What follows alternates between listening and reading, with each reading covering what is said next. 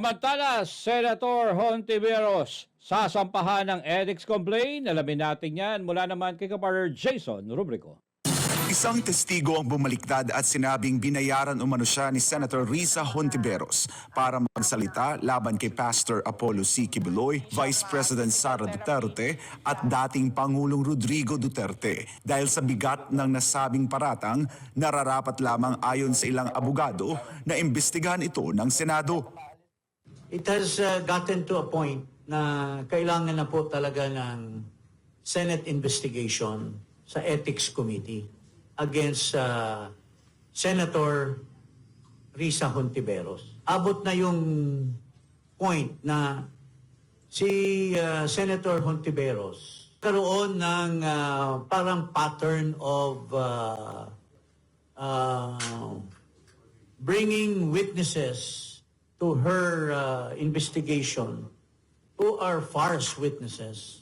And the latest of that, ito pong alias Rene, or his real name is Michael Morillo, ay nagsalita na po na siya po ay binayaran allegedly ni Hontiveros.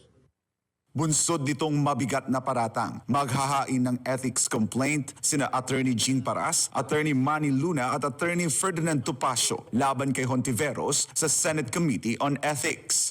Ang hinihingi namin dito will be for the Senate to conduct an investigation. We are not saying that she is already guilty kasi meron due process. For purposes of initiating the investigation for possible ethics violation and disorderly conduct.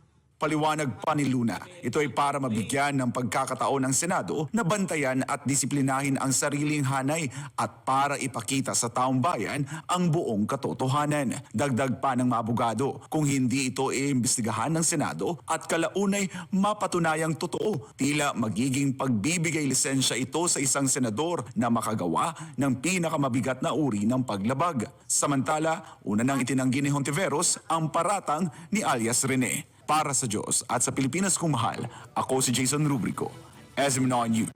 Sport.